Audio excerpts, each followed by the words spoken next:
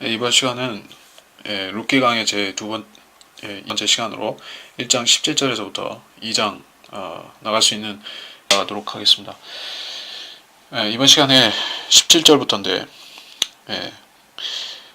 어머니께서 죽으시는 곳에서 나도 죽고 거기서 장사되리니 죽음 외에 그 무엇이 어머니와 나를 떼어놓는다면 주께서 내게 벌을 내리시고 더 내리시기를 원하나이다 하더라. 나오미는 그녀가 자기와 함께 가려고 마음을 굳힌 것을 보고 그녀에게 말하기를 그치더라. 자, 사람에게 시험한 것이지만은 나오미가 룻에게 시험한 것이지만은 사실 하나님께서 룻의 마음을 시험해 보신 것입니다. 오르파는 시험에서 미끄러졌습니다. 그녀는 신랑감을 구할 수 있다면은 그곳이 참 하나님을 섬기는 민족과 나라이든 그것이 아니라 참 하나님을 섬기지 않는 우상을 섬기는 모압이라 할지라도 자기는 풍족하고 또 신랑감을 구할 수 있는 곳이라면 그곳에 머물겠다라는 생각을 한 것이에요. 이것이 거듭나지 못한 육신적인 사람 그리고 거듭나지 못한 사람의 속성인 것입니다. 거듭났다는 것은 우리가 이 속성과 반대되는 속사람을 새로 받았다는 것입니다. 우리 안에 새 영이 창조된 것이에요. 그래서 그리스도인은 영적인 것을 인지할 수 있고 또 영적인 것을 추구하는 것이에요. 그 영적인 것은 하나님의 성품을 알고 추구하고자 하는 그런 마음이 그리스도인 안에 형성이 되었다는 것입니다. 근데 아직 구약 시대에 룻에게는 그러한 새 마음, 새 영이 창조되지 않은 것이죠. 그냥 단지 자기 시어머니 하나님이 참 하나님이라는 것을 알고 있었던 것입니다. 그래서 그 백성에게로 가서 속하면 자기가 속하면 자기가 지금은 당장은 어떤 소망도 비전도 안 보이지만 결국에 유업을 받게 되리라는 그러한 확신이 있는 것입니다. 그 유업이 물론 구약시대에는 땅에서 유업을 받는 것이고 또 이스라엘의 계보에 들어가서 결국에 그녀는 기대하지 않았지만은 메시아 계보에 자신의 이름을 올리게 되는 것입니다. 그래서 예수 그리스도의 목의 혈통에 관여되는 그런 축복을 받은 여인이 된 것이에요. 이런 축복을 받을 만한 사람들, 그런 자질이 있는 사람들이 누구인가 하면은 바로 전 시간에도 말했듯이 진솔함이 있는 사람들인 것이에요. 진솔함이 있는 똑같은 죄인이지만 어떤 사람은 가식적이고 속이고 자신을 다른 사람들한테 내세우고 자랑하는 사람들이 있는 것이에요. 똑같은 것입니다. 구약 시대에도 죄인들 중에서 자기를 낮추고 자기를 겸손하게 하나님 앞에서 사람 앞에서 자기를 겸손하게 내보일 줄 아는 사람들이 있고 교만하게 자랑하는 사람들이 있는 것이요. 그리고 교만하고 자랑하는 사람들은 또 육신적인 사람들인 것입니다. 그래서 그런 허영심이 강하다는 것이에요. 허영심이 강한 사람들은 그리스도인이라 할지라도 하나님을 섬기는 일에 쓰임 받을 수가 없는 것입니다. 근데 룻은 겸손할 뿐만 아니라 하나님 앞에서 또 사람 앞에서 자기를 낮출 줄 아는 사람인 것입니다. 자기의 신분이 비천한 죄인이라는 사실을 아는 것이에요. 그래서 17절에 어머니와 나를 떼어놓는 것이 죽음 위에 무엇이 떼어놓든 나는 시어머니를 따르겠다라고 그렇게 말하는 것입니다. 그녀가 자기와 함께 가려고 마음을 굳힌 것을 보고 시험을 그쳤습니다. 그녀에게 말하기를 그쳤습니다. 19절 그대하여 그들 둘이 가서 베들레헴에 이르렀더라. 그들이 베들레헴에 이르자 온 성읍이 그들로 인하여 술렁이며 말하기를 이 여인이 나오미냐 하니 나오미가 그들에게 말하기를 나를 나오미라 부르지 말고 말하라 부르라. 이는 전능하신 분께서 나를 심히 모질게 대하셨습니다. 풍족하게 나갔으나 주께서 나를 빈손으로 다시 집에 돌아오게 하셨도다. 주께서 나를 반대하여 증언하셨고 전능하신 분께서 나에게 고통을 주셨는데 어찌 너희가 나를 나오미라 부르느냐 하더라. 그리하여 나오미가 돌아왔으니 그녀의 며느리인 모압 여인 룻과 함께 모압 땅에서 돌아왔으며 그들이 보리수확이 시작될 때에 베들레헴으로 왔더라.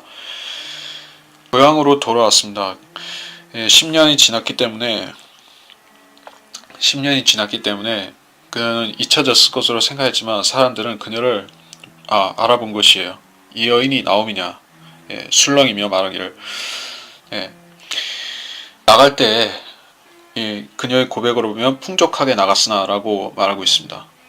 그때 10년 전에 나갈 때 모압으로 갈 때 기근이 있었지만은 그들은 베들레헴에서 모아놓은 가산을 그 탕자처럼 그 자기 유산을 받아서 나간 것이에요. 그러나 돌아올 때 아무것도 없었던 것입니다. 그래서 두 가지 놀라운 사실로 인해서 다시는 돌아오지 않을 것 같았던, 영원히 떠난 것 같았던 그녀가 돌아왔을 뿐만 아니라 남자들이 다 죽었고 또 룻을 데리고 돌아온 것입니다. 그래서 사람들이 관심을 끈 것이에요. 그래서 이 베들레헴에서 뜻하지 않게 나오미는 원하지 않게 명성을 얻은 것입니다. 그래서 그녀는 자기의 그러한 비극적인 이야기가 알려지는 것이 아주 부끄러운 것입니다. 그래서 사람들에게 자기를 입에 올리지 말아달라고 이렇게 말하는 것이요. 전능하신 분께서 나를 심히 모질게 대하셨습니다. 하나님께서 그녀를 모질게 대하셨다. 이것은 자전적인 고백이면서도 한편으로는 자기 중심적이고 이기적인 생각인 것이에요. 그녀가 그 10년 전에 나갈 때 모압 땅에서 자기가 돈을 벌고 거기서 큰 세력을 형성해서 더 큰 사람이 되겠다. 집안을 더 융성하게 하겠다. 그러한 꿈을 가졌을지도 모릅니다. 아니 PC 엘리멜렉에게 그런 생각을 부추긴 장본인이 나오미였을 것입니다. 그런데 생각과는 정반대로 사람들이 셋이나 죽은 것이에요. 그리고 남은 것은 이스라엘 사람도 아니고 모압 여인 한 명만 남은 것입니다. 주변에 남은 사람이 그 한 명인 것이요. 또 그녀의 재산도 없이 돌아온 것입니다. 그녀가 돌아왔는데 어떤 집에 거했다. 그런 것은 나오지 않지만은 아마 운막집이나 판잣집이나 뭐 이런 텐트나 장막이나 장막까지는 아니었을지 몰라도 아주 초라한 그 문막 같은 곳에 거했을 것입니다. 이스라엘에는 그 유업을 어떤 가문의 그 계보의 유업을 그 가문이 계속 이어가게 되어 있는 것이요. 근데 그녀가 떠날 때 자기 유업을 어디다 팔았다, 넘겨줬다 이런 본문에 따로 나오지 않습니다. 근데 PC 그녀의 집안은 유업을 다 정리해서 집까지 다 팔고 갔을 것이에요. 그가 돌아왔을 때는 집도 절도 아무것도 없는 상태에서 남의 그런 허물어져가는 집을 빌려서 보수해서 썼든지 그렇게 했을 것입니다. 그래서 두 사람은 아주 초라하게 시작을 해야 했던 것입니다. 그는 오래전에 지나갔고 베들레헴은 다시 복을 받고 있는 것이요. 그녀가 돌아와서 봤을 때 다른 유대인들은, 다른 사람들은 다 복을 받고 있는데 자기만 이방 땅에 가서 험하고 모진 일을 겪은 것을 깨달은 것입니다. 그녀의 마음속에 찔림이 왔습니다. 그러나 이 단계에서 나오미가 온전한 회심의 고백을 하지는 아니었습니다. 하나님께서 나를 모질게 대하셨다. 하나님께서 나를 반대하셨다. 내게 고통을 주셨고, 그래서 하나님이 나를 참 부당하게 하신 건 아닌가. 내놓고 이런 말을 하지 않는다 할지라도 자기가 무엇을 잘못했고 내가 왜 이런 처지를 자초했는지 이런 얘기를 하지 않고 하나님께서 나한테 이러셨다. 이렇게 얘기하는 걸 볼 수가 있습니다. 대부분의 많은 크리스찬들이, 거듭난 사람들이 자신의 실수로, 죄로 징계를 받고 또 세상에서 고난을 당하면서도 그것을 하나님의 탓으로 돌리는 경우가 있습니다. 어떤 경우에도 그리스도인이라면 삼가해야 되는 일이 자기 실수로, 자기 잘못으로 초래된 일에 대해서 하나님의 탓을 돌리는 것이에요. 근데 거기까지 가게 되면은 하나님께서 그 사람한테 아니라는 것을 보여주셔야 되는 것이죠. 그래서 그런 차라리 마음속에 품고 있는 것이 아니라 용기 있게 하나님 왜 나한테 이렇게 하셨습니까? 라고 항변한다면 하나님께서는 그 사람한테 아니라는 것을 증명해 보여주시겠죠. 또 감사한다면은 하나님 제가 잘못했기 때문에 모든 일이 이렇게 저 때문에 잘못된 것입니다 라고 하면은 또 그 사람은 나름 칭찬을 받는 것이에요. 그런데 마음속에 나오미와 같은 불만을 품고 있으면서 겉으로 발설하지 않고 속으로 숨기고 있으면서 감사하는 척 한다면은 이것은 위선인 것이죠. 그래서 간증이라는 것은 하나님께서 나한테 잘해주셨고 하나님께서 나한테 잘해주신 것을 내가 숨김없이 말하는 것이 성도의 간증인 것이에요.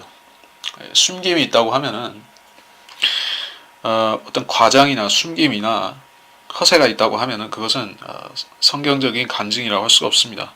그래서 나오미는 자신의 간증을 이야기함으로써 사람들한테 경종을 주고 있죠. 그녀가 자기 잘못을 사람들한테 얘기 안 했다 할지라도 내가 모압 땅으로 간 것이 나의 죄였습니다라고 고백은 안 했다 할지라도 사람들은 그녀를 보면서 여기에 그 하나님께서 지명하신 하나님께서 우리한테 주신 이 복된 땅에 머물러 있었던 것이 우리가 잘한 일이었지라고 생각했을 것입니다.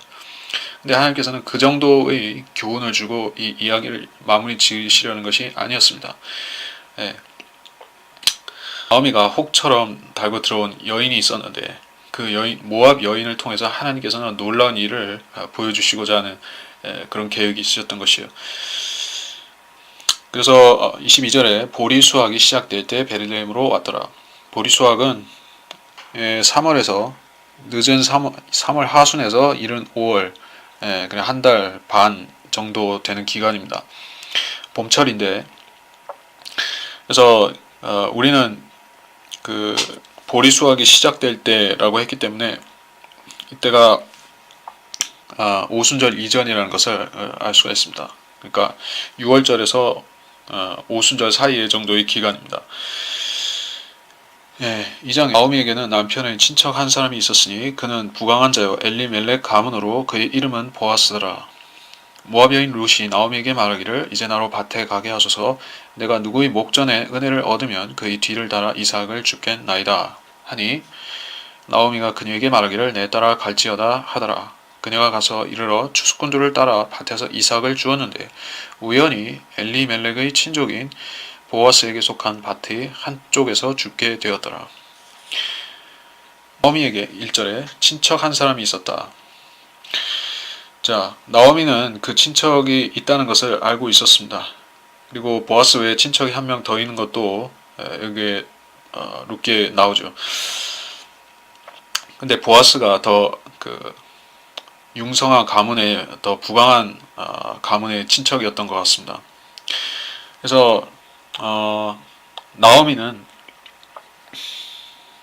그 처음에는 몰랐지만 그녀가 우연히 여기서 우연히 보아스의 이삭을 죽게 됨으로써 하나님의 계획에 동참하게 된 것이요. 그녀는 자기 며느리를 보아스에게 연결시켜 주고자 하는 생각을 가지기 시작한 것이요. 근데 그러한 마음을 가지게 한 것과 그러한 우연히 일어나게 한 것조차도 하나님께서 섭리 가운데 계획하신 것이었습니다.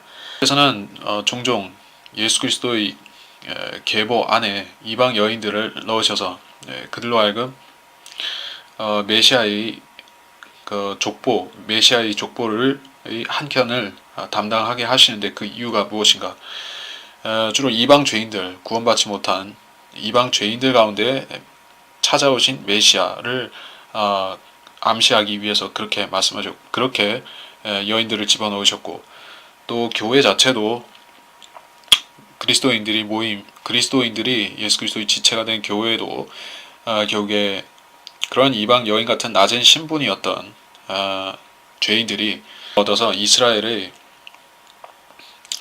유업 참자가 된 것이 이스라엘 나라의 동참자가 된 것입니다. 영적으로 이스라엘 유업의 동참자가 된 것이죠. 천년왕국에 참여할 뿐만 아니라 새 예루살렘에 참여하는 동참자가 된 것입니다. 자, 이것을 하나님께서는 구약의 그림자로 보여주기를 원하신 것이에요.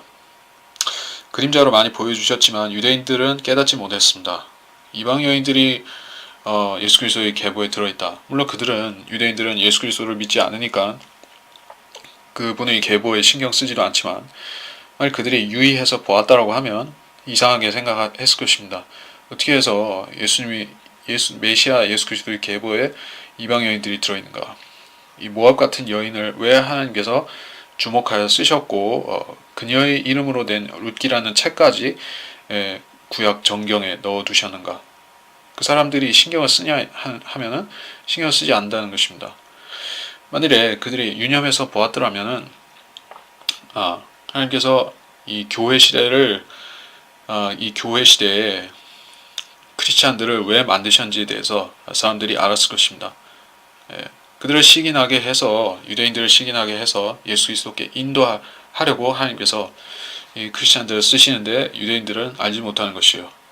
그들은 루카 같은 사람들 그리고 루카 같은 사람들을 죄인이라고 무시할 뿐입니다. 같은 유대인 안에서도 계층을 나누고 또 창녀 세리와 이런 죄인들을 낮은 부류의 인간들로 취급하는 그런 계급의식에 빠진 것이요. 사마리아인들은 혼혈이기 때문에 그 유대인의 한 절반 정도밖에 안 되는 인간으로 생각하는 것입니다. 그리고 이방인들은 지금도 무시를 하는 것이죠. 유대인들의 입장에서는 2000년 동안에 자기들이 이방인들한테 순환을 당한 것 거기에 더해서 거기에 플러스로 이방인들은 멸시받아야 될 사람이라는 구약적인 인식을 계속 갖고 있는 것입니다. 그래서 이방인들을 멸시하죠. 그리고 그리스도인들도 더욱 멸시를 하는 것이요. 자, 그런데 보아스는 그런 유대인들과 전혀 다른 면모를 보여주기 때문에 그래서 이 보아스가 예수 그리스도의 그림자라는 것입니다. 또 천년왕국 때 이방인들이 유대인들한테 와서 도와달라고 하면은 보아스 같은 유대인들이 이방인들을 도와주고 그들을 하나님께 인도해 주는 것입니다. 구원을 받는 것이죠. 이방인들이 천년왕국 때 얘기를 하는 것입니다. 그래서 우리는 천년왕국 때의 예수 그리스도와 성도들 또 이 시대의 그리스도인들의 모습, 보아스와 같은 모습, 그리고 예수 그리스도 자신, 이것을 보아스의 이미지에서 우리가 볼 수가 있는 것입니다. 나로 밭에 가게 하소서. 누구의 목전에 은혜를 얻으면 이삭을 줍겠나이다. 자, 이스라엘에는 가난한 자들, 과부와 고아와 빈자들을 돕기 위한 그런 구호 제도가 있었습니다. 그것은 율법에서 명한 대로 밭에 그 모퉁이를 다 거두지 않고 수확하지 않고 가난한 자들이 가서 이삭 줍기를 할 수 있도록 남겨놓는 법이 있었습니다. 이것은 사회보장 제도라는 것이 존재하지 않았던 그 고대 시대였음에도 하나님께서 지혜로 그런 제도를 마련케 해서 가난한 사람들이 굶어 죽지 않고 그런 그 춘궁기라든지 그런 기아 때 죽지 않고 살아남을 수 있도록 이런 제도를 마련해 놓으신 것이에요. 하나님께서 지혜를 주셨으니까 이런 제도가 있었던 것이죠. 사람이 지혜로와 생각으로는 이런 것이 잘 생각나지 않는 것입니다. 율법에는 있지만은 율법에도 있고 또 그 모든 나라들의 기본적으로 가난한 자를 돕는 법이 다 있었습니다. 근데 이스라엘은 그것을 실행하기를 멈췄던 것이요. 이 재판과기 시대에도 거의 지키지 않았고 왕국들 유다 왕국과 이스라엘 때에도 지키지 않았습니다. 그렇기 때문에 하나님께서 그 백성을 가증히 여기셔서 그들을 70년 동안 쫓아내시고 그 땅을 안식하게 하셨던 것이 가난한 자들을 돕지도 않고 오히려 자기들의 탐심을 채우기 위해서 창고를 늘려짓고 그런 악한 부자들이 그 빈자들을 업신여 여기고 그런 나그네와 이방인들을 업신여 여기기 때문에 그들을 쫓아내신 것이요. 그런데 이 보아스의 경우에는 그렇지가 않았다는 것입니다. 만일에 다른 유대인 남자의 밭에 갔다고 하면은 아마 더 나쁜 대우를 받았을지도 모르는 것이요. 특히 모압에 대해서 감정이 그렇게 좋을 리가 없기 때문에 유대인들이 모압인들에 대해서 감정이 좋지 않기 때문에 어떤 화를 당했을 수도 있을 법한 것이요. 그녀가 나오미의 스라의 그런 권속에 있는 사람이라서 그녀를 죽일 수는 없었겠지만은 욕을 보이거나 무시하거나 때리거나 이럴 수가 있는 것이요. 근데 보아스는 그런 사람이 아니었다는 것이요.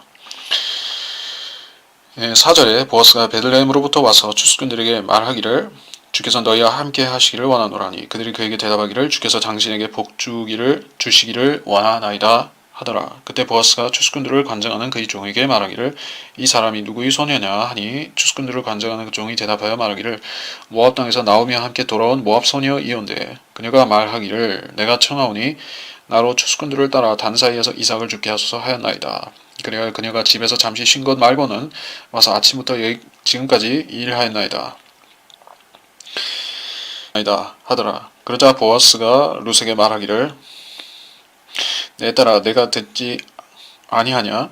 이삭을 죽으러 다른 밭으로 가지 말며 여기서 떠나지 말고 여기 내 소녀들 곁에 있으라. 자, 보아스가 베들레헴으로부터 와서 이 밭은 베들레헴의 그런 성읍의 근교에 있는 밭인 것이죠. 성읍 밖에 있는 밭입니다. 그래서 베들레헴으로부터 와서라고 했습니다. 추수꾼들에게 말하기를 자 주께서 너희와 함께 하시기를 원하노라. 인사말입니다. 주께서 당신에게 복 주시기를 원하나이다.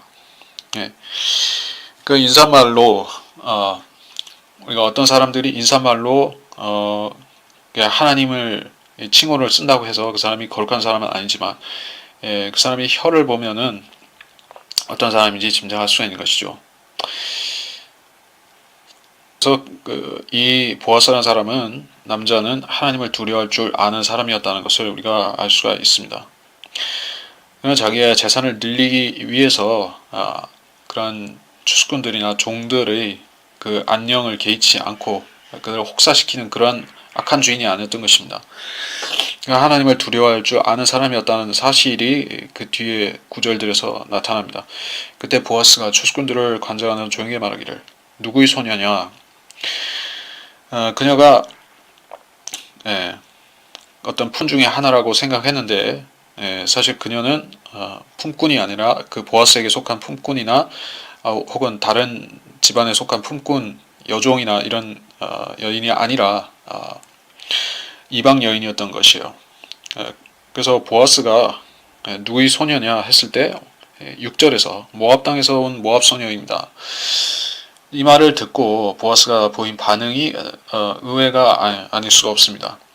이것이 예언적인 부분이라고 말할 수 있는 것이요. 보아스가 어떤 정보를 사전에 알았던가 그녀에 대해서 그 룻에 대한 그런 개인적인 정보들을 몰랐을 것이에요.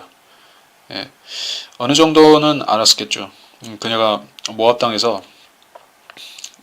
그 나오미 두 아들 중 하나와 결혼했던 여인이라는 사실까지는 들었겠지만은 그녀가 어떤 여자이고 이런 것을 몰랐습니다. 근데 보아스는 직관적으로 한 가지 사실을 캐치하는 것이요.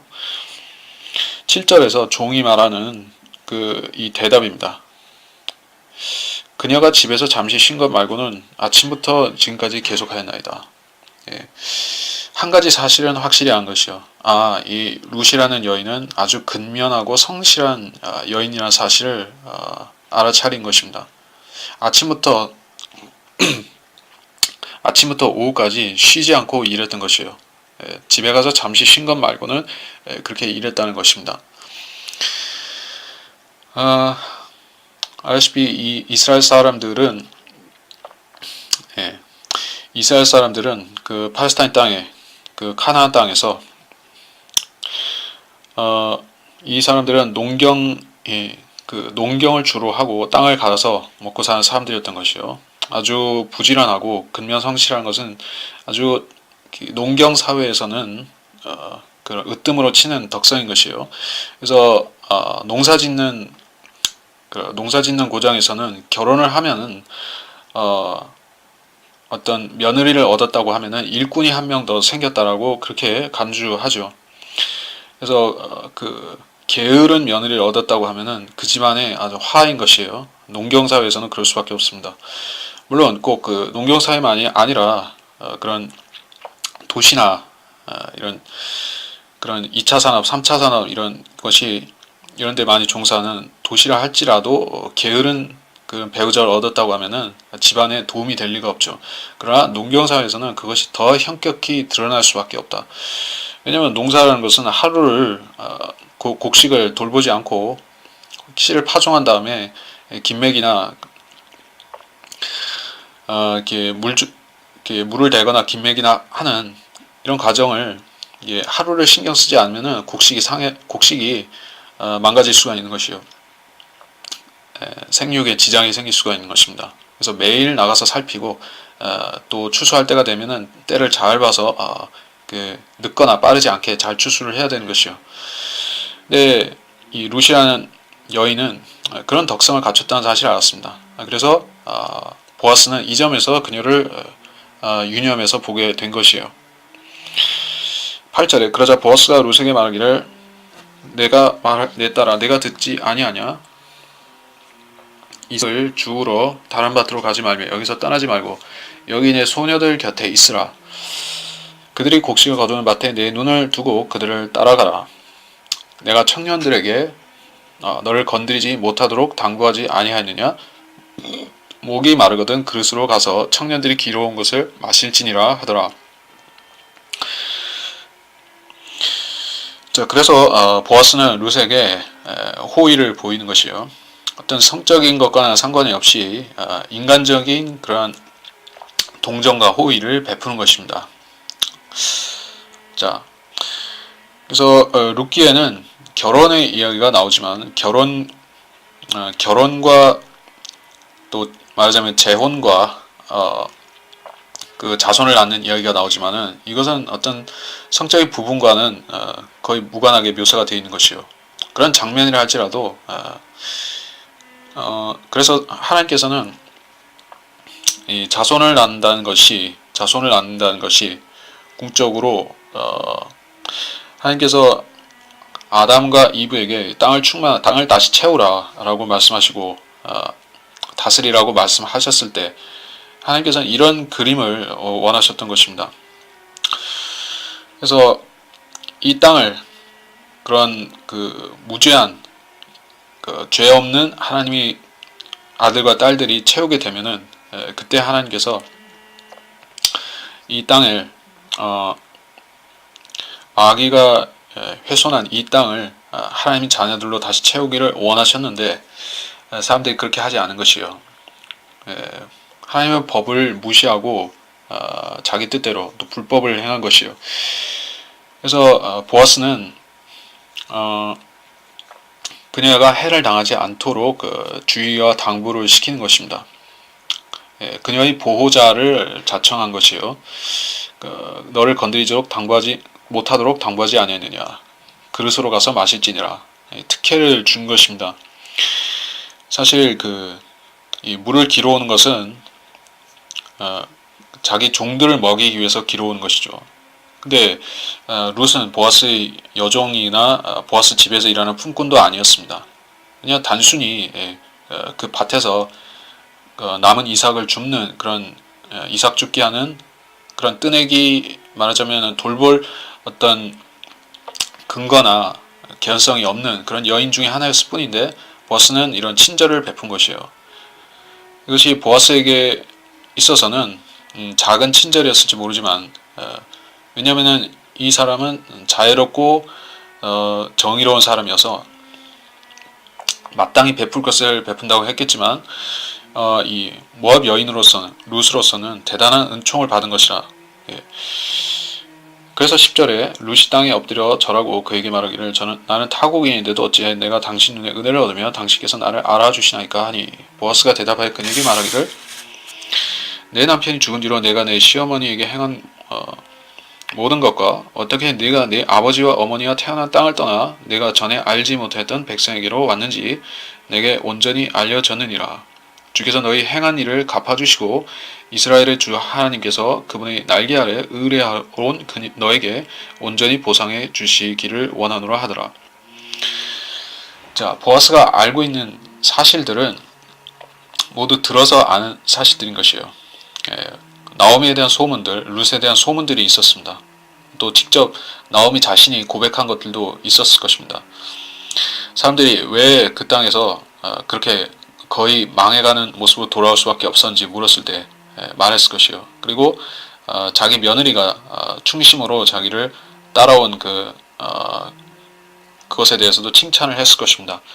그래서 거기서 일단 룻은 사람들에게 호감을 이 일 때문에 유대인들 입장에서는 자기 백성을 떠나서 굳이 유대인이 되겠다고 온 사람들을 박대하지 않았던 것이에요. 그러니까 이것은 유대교로 개종을 한 것이 아니라 이방인의 혈통으로 남아 있고, 뭐 아직 이 나오미에게 속한 상태에 있지만은 아직 그 유대인 남자와 결혼을 해서 완전히 유대인 집안에 소속이 되지 않은 것이요. 이방 여인으로 남아 있는데 그녀의 운명을 결정하는 것은 이제 나오미 쪽에 달려 있는 것이요. 나오미 친척이 둘이 있는데 그 친척 중에 한 명이 룻을 취하면은 아내로 삼으면은 그때 룻은 공식적으로 유대인이 일원이 되는 것입니다. 근데 그런 것을 감히 그 높은 생각을 품지 않고 그런 생각을 드러내지 않고 이삭 죽기를 동참한 것은 한마디로 그녀가 아름답게 단장하고 꾸미고 나가서 베들레헴 그런 성읍의 그때 무엇이 있었는지 모르지만 무도장 같은 것이 있었을 리는 없지만은 이런 그 추수 때가 되면은 잔치가 있기 때문에 그런 잔치 자리에 아름답게 치장하고 유혹하러 나가서 이렇게 남자들을 보려고 나가는 것이 아니라 그녀는 일꾼 기지를 나가서 그 농사 기지를 보인 것이에요. 그러다 보니까 사람들이 저 여인은 이방 죄인 이 여인이라는 사실을 잊어버릴 정도로 그녀는 유대인보다 더 유대인 같은 것이요. 그래서 교회에 오래 다녔다고 해서 모두가 쓰임받는 크리스찬이 아닌 것입니다. 그래서 비록 그 지역교회에 소속된 것은 얼마 되지 않는다 할지라도 10년이나 그 이상 섬긴 크리스찬보다 더 나은 열매를 나타낼 수 있는 것입니다. 그러니까 그 사람의 그러한 진정성에 따라서 마음에 따라서 준비된 자세에 따라서 신실하게 섬기고자 하는 그 사람의 태도와 자세에 따라서 상황이 바뀌는 것입니다. 그래서 오래 섬겼다고 해서 더 신실한 것이 아닌 것입니다. 근데 룻은 매우 신실함을 보여준 것이요. 자기 시어머니를 복양하기 위해서 고된 일을 마다하지 않고 나가서 몸이 부서져라 일한 것입니다. 그래서 이 보아스는 그것을 있는 그대로 칭찬한 것이요. 마치 하나님께서 신실하게 섬긴 그리스도인들을 칭찬하시듯이 잘하였다 착하고 신실한 종이라고 칭찬하신 것처럼 이 여인을 칭찬하는 것이에요. 그래서 하나님께서 그분이 날개 아래 온 너를 보상해 주기를 온전히 보상해 주시기를 원하노라. 보상해 주시기를 원하노라. 자, 하나님께서는 자기를 믿는 자들의 상을 주시고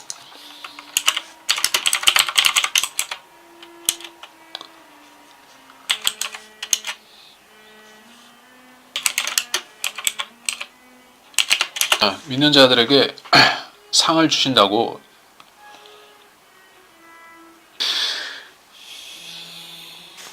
상을 주시는 분이라고 했습니다. 그래서 그녀가 말하기를 내 주여 나로 당신의 목전에 은총을 얻게 하소서. 나는 당신의 몸종들 중 하나와도 같지 않으나 당신께서 나를 위로하시고 당신이 여종에게 친절하게 말씀하셨나이다. 몸종들 중 하나도 같지 아니하나. 실제로 룻은 보아스와 상관이 없는 사람인 것이요. 인척의 인척이라고 하라면 먼 친척벌이라고 말할 수 있겠지만은 사실은 관련이 없습니다. 그러나 자신을 당신이 여종이라고 겸손하게 표현한 것이요. 그녀가 어떻게 자신의 겸손함을 표현하고 죄인으로서 또 이방 죄인으로서 자신의 겸손함을 표현했는가를 하나님께서 보고 계셨던 것입니다. 이것은 교만한 자세, 구원을 받지 못한 이방 죄인들의 교만한 자세, 마호메트라든지 당시에 모압과 암몬과 에돔과 이런 백성들이 지금의 그 모슬렘이 되었지만은 그 사람들은 굉장히 자기의 조상들에 대해서 자부심과 또 자기 문화와 전통과 자기 종교와 자기 혈통에 대해서 자부심들을 갖고 있는 것이에요. 그래서 이스마엘을 섬기고 이스마엘을 조상이라고 말하면서 자기들이 유대인보다 낫다고 생각한 것이에요. 유대인보다 나은지 안 나은지는 그 사람들이 자신이 판단하는 것이 아니라 하나님께서 보시고 판단하는 것이죠. 유대인들은 혈통적으로 그보다 나은 것이 없고 그러나 하나님께서 이 땅을 상속받는 팔레스타인 땅뿐만 아니라 온 땅을 상속받는 민족으로 만드신 것이에요. 그래서 그들의 조상들을 훈련시켜서 선지자로 사용하셨던 것입니다. 룻은 유대인들이 어떤 사람들인지 그들의 그 위치, 그들의 가치와 위치를 안 것이요. 또 자기 위치를 안 것입니다. 수로페니키아 여인이 예수님께 자기 마귀 들린 딸을 고쳐달라고 청하면서 자기가 그 식탁 밑에서 그 빵 부스러기를 얻어먹는 개와 같다고 고백을 했던 것과 같은 것이요. 그래서 자기의 비천한 처지를 제대로 인식을 한 것입니다. 그리스도인이 구원을 받을 수 있는 최저 마지노선은 그렇기 때문에 자기가 지옥에 갈 수밖에 없는, 멸망할 수밖에 없는 죄인이라는 사실을 그런 없이 인정하는 것, 그것이 구원받을 수 있는 최소한의 조건인 것이요. 그래서 그 겸손을 하나님께서는 그 겸손, 사람의 겸손을 하나님께서는 인정하시고 그것을 받아주시는 것입니다. 그래서 그 룻의 말 속에는 구원 받으러 예수 그리스도 앞에 나온 모든 죄인들의 합당한 자세가 여기에 다 나타나고 있는 것입니다. 보아스가 그에게 말하기를 식사 때에는 이리로 와서 빵을 먹고 네 조각을 초에 찍으라 하므로 룻이 추수꾼들 곁에 앉으니 그가 그녀에게 볶은 곡식을 건네주자 그녀가 배불리 먹고 남겼더라. 이삭을 죽으러 일어나자 보아스가 그의 청년들에게 명하여 말하기를 그녀로 곡식 단 사이에서 이삭을 죽게 하고 그녀를 책망하지 말라. 또 그녀를 위하여 일부러 한 줌씩 떨어뜨리고 그것을 남겨두어 그녀로 죽게 하며 그녀를 꾸짖지 말라. 그래야 그녀가 저녁까지 밭에서 이삭을 줍고 죽은 것을 떠니 보리 한 에바쯤 되더라.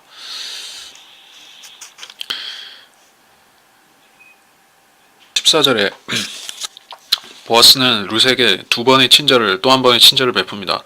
식사 때에 자기가 먹는 식탁에 동석하라는 그러한 특권을 주었습니다.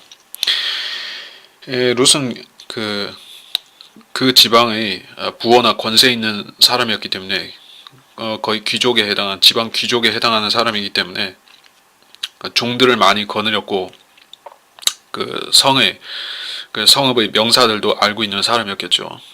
어쩌면 성읍의 그러한 지도자들, 장로들 중에 한 명에 속했을 것입니다. 아직 나이가 그런 장년이 아니기 때문에 그런 장로들 중에 하나는 아닐지 몰라도 그런 유력 인사 중에 한 명이었던 것이요. 어떤 그 지역의 도지사나 어떤 군수 같은 사람이 길거리에서 그런 그 구호 단체의 그런 밥을 얻어먹는 사람을 자기 식탁에 초대해서 같이 식사하자고 그렇게 부른 것이에요. 대통령이 노숙자를 부른 것과 같은 것입니다. 우리가 구원받은 죄인들은 우리가 그 어린 양 혼인 잔치에 주님과 함께 앉을 자격이 우리 자신한테는 없었던 사람들인데 하나님께서 우리가 예수 그리스도를 구주로 믿었다는 사실 한 가지 때문에 우리를 그 자리로 불러서 어린 양의 혼인 잔치에 들어가게 하시는 것이에요. 마찬가지로 룻도 자기 작은 신실함 때문에 자기 겸손과 신실함 때문에 넘치는 보상을 받게 된 것입니다. 그래서 빵을 초에 찍는다. 그래서 그냥 밋밋한 빵을 입에 우걱우걱 밀어넣는 것도 아니라 제대로 된 식사를 하게 된 것이요. 볶은 곡식을 건네주자. 자, 볶은 곡식. 이것은 곡식이라는 것은 무엇이든지 의미할 수 있다. 그리고 이것은 껍질을 까지 않고 통째로 구운 나달을 말한다 라는 뜻입니다. 그래서 껍질째로 구운 옥수수 같은 것이다. 그렇습니다. 그래서 그 껍질째 먹은 것은 아니지만은 그 껍질과 함께 볶았다는 것이요. 그리고 16, 17절에 보면은 보아스가 또 몰래 은혜를 한 가지 더 베푸는 것이요. 그래서 이 보아스는 참 그런 자비가 많은 사람이라는 것을 우리가 알 수가 있습니다. 예수 그리스도의 특징 가운데 죄인들을 사랑하심, 세상을 이처럼 사랑하셔서 자기 독생자를 주셨던 그 하나님의 자비하심이 그 보아스의 속성, 인품 안에 다 녹아 들어와 있는 것입니다. 그래서 이런 예표적인 인물을 통해서 예수 그리스도의 인류의 죄를 대속하기 위해서 오셨고 또 불쌍히 여기서 죄인들을 불쌍히 여기셔서 죽으시고 우리를 위해서 희생이 되신 예수 그리스도를 여기서 보여주고 있는 것입니다.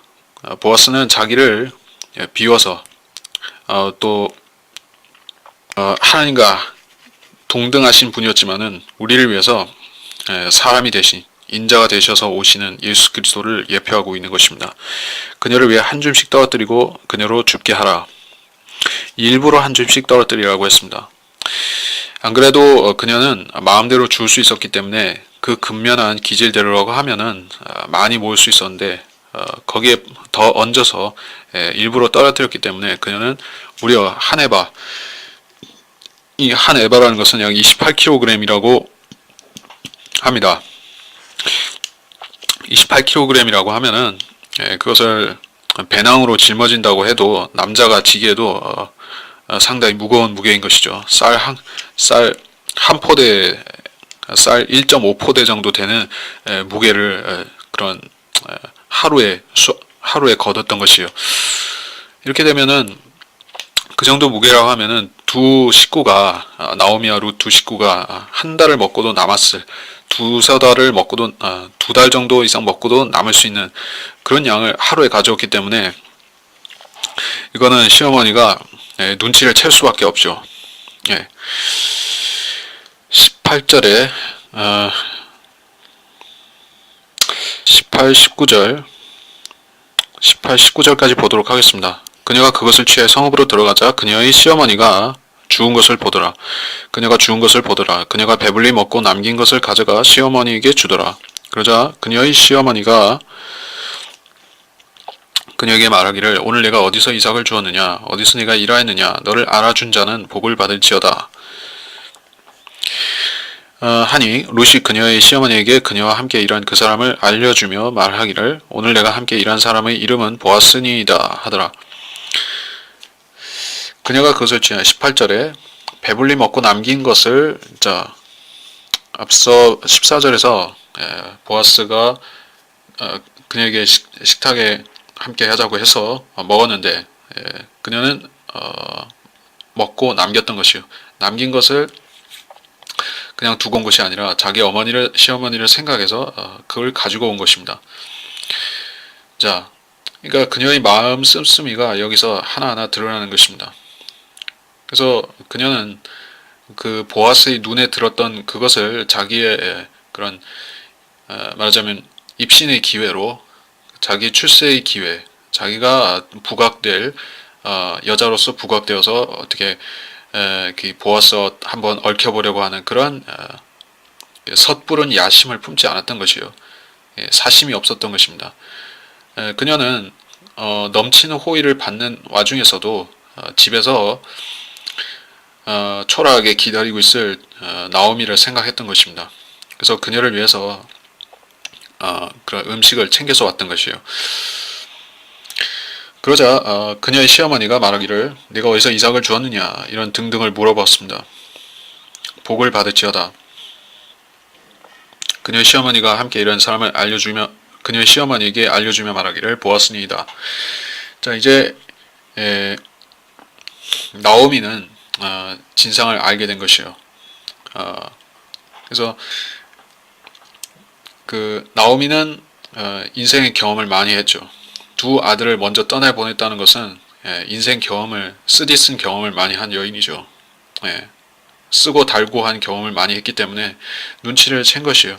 우리 어차피 룻은 여기서 앞에서도 모압 소녀 이런 말이 나왔지만은 나이가 20대에 한 초 중반 안 되었을 것입니다.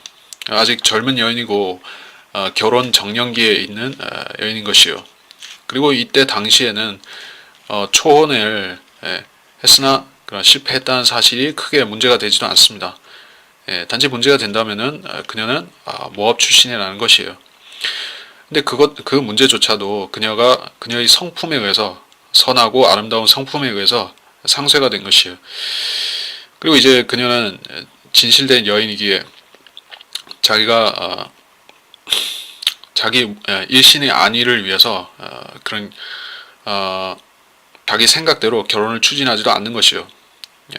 하나님께서 만일에 허락해 주신다면은 내가 그것을 받겠다라는 그런 자세인 것이지 내가 앞장서서 계획을 주도하고 내가 저 보아스라는 남자를 유혹해서 한번 결혼하리라 이런 식으로 나서지 않는 것이요. 만약 그렇게 했다고 하면은 그것은 죄인이 자기의 노력과 자기의 의로 하늘나라에 가고자 하는 그런 시도와 똑같은 것입니다. 행위로 의로워져서 하나님 앞에 내 의를 자랑하고자 하는 그런 더러운 걸레 같은 의를 제시하는 것과 똑같은 것입니다. 그것은 예복이 아니기 때문에 하나님께서 잔치에서 쫓아내신다 분명히 말씀하신 바가 있습니다. 그래서 죄인이 하나님 앞에 값없는 하나님의 예수 그리스도를 통해 주시는 값없는 은혜를 받기 전까지는 겸손하게 은혜를 달라고 해야 되는 것이요. 그래서 하나님께서 복음을 제시하시면서 복음 전도자의 입을 통해서 또 책을 통해서 복음을 제시하시고 믿으라고 하시면은 그때 주저없이 받아들이는 것입니다. 제시될 때 받아들이는 것이요. 그리고 제시되었으면 그걸 받아들이는 것이지 다른 복음이 아닌 것을 받아들이지 않습니다. 자, 이 선택이 일생을 가르는 것이요. 그래서 모압 여인 룻에게는 그 일생의 선택의 기회가 하나님께서 그녀를 부지 중에 돌보시고 인도하시는 가운데 이루어졌던 것이지 룻의 계획 가운데 이루어진 것이 아닙니다. 우리 가운데 누구도 내가 어느 날에 복음을 제시받고 내가 어느 날에 거듭날이라고 예상을 했다거나 내가 반드시 오늘은 거듭날이라 해서 거듭난 사람이 아니라 우리가 죄인임을 알게 되고 복음을 제시받으니까 우리 마음에 찔림을 받아서 회개를 하게 생명 얻는 회개에 이르게 되는 것입니다. 이 사실을 알고 일단 여기까지 본문은 마치겠습니다. 다음 시간에는 2장 20절부터 다시 이어가도록 하겠습니다.